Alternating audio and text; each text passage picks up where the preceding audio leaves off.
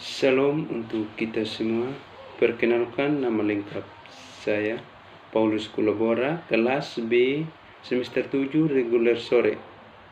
Di sini saya akan membahas mengenai tugas review buku yang ke-8 dengan mata kuliah kajian seminar masalah-masalah sosial dengan tema Lembaga Nasional Penelitian Ekonomi dan Sosial.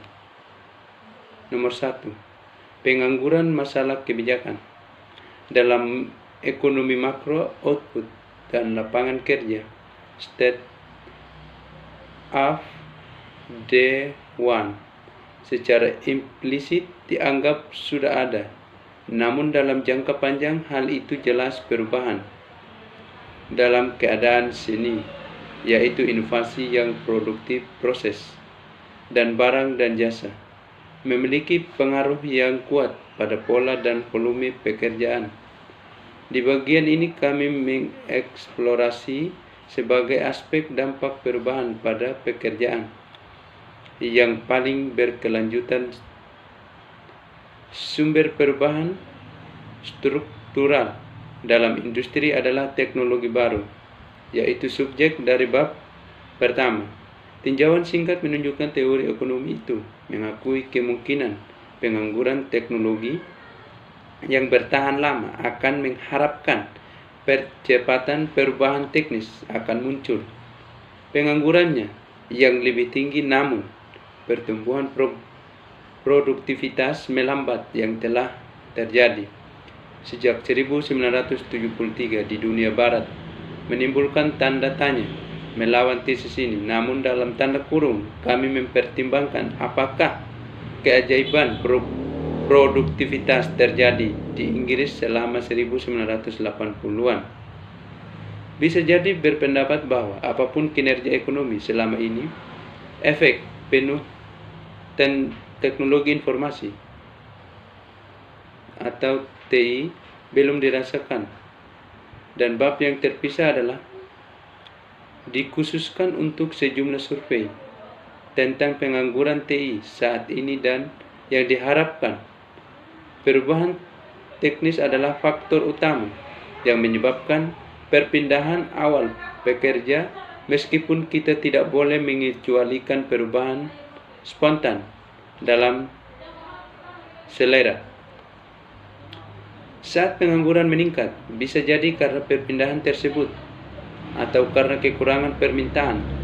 Sejumlah analisis statistik punya mencoba untuk membedakan antara struktural dan kekurangan permintaan pengangguran, dan beberapa di antaranya ditinjau secara singkat.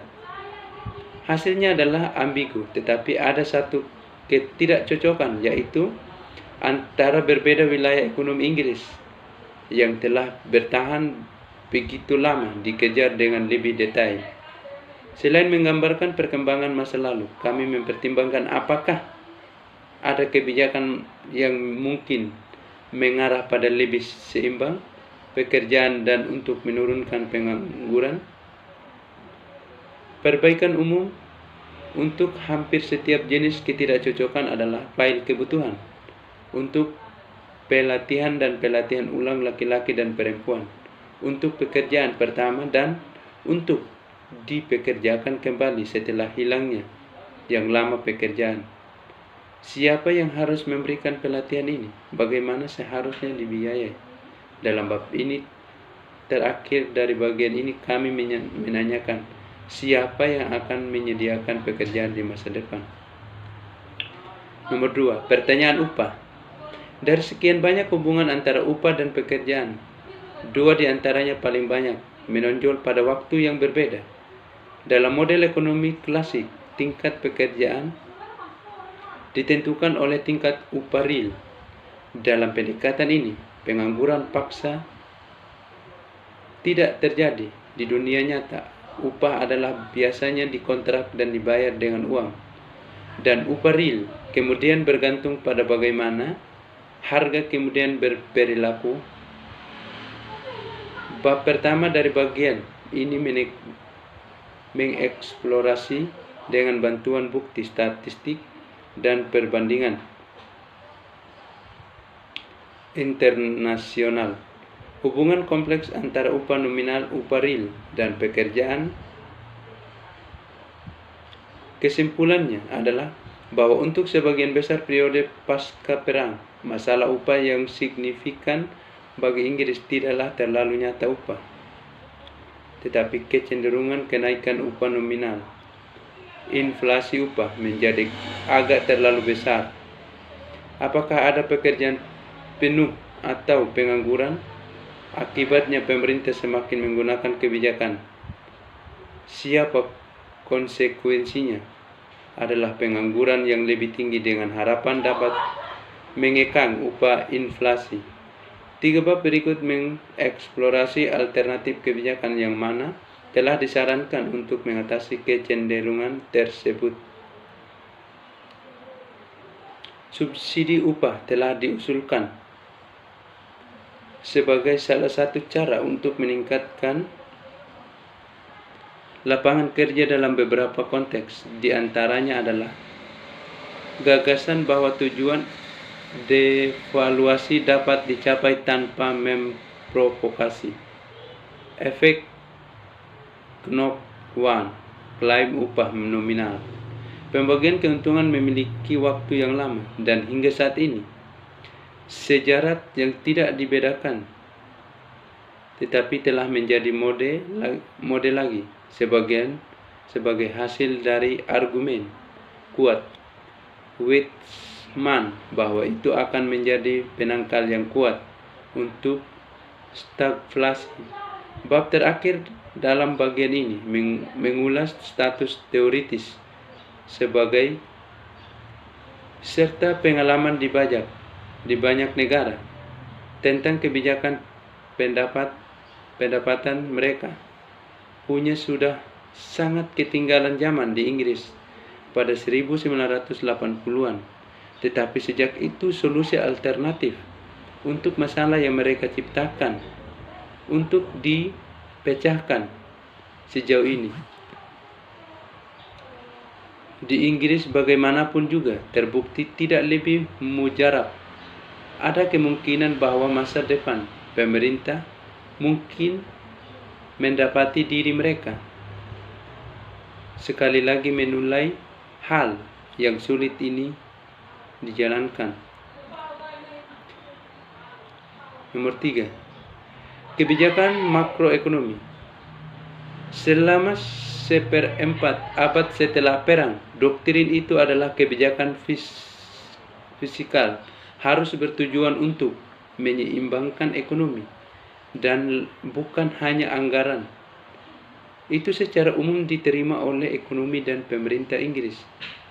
Itu ortodoksi baru dari manajemen permintaan ditantang di akhir tahun 1990-an, baik dengan percepatan inflasi dan doktrin monetarisme yang untuk waktu singkat menentukan kebijakan pada awal 1989.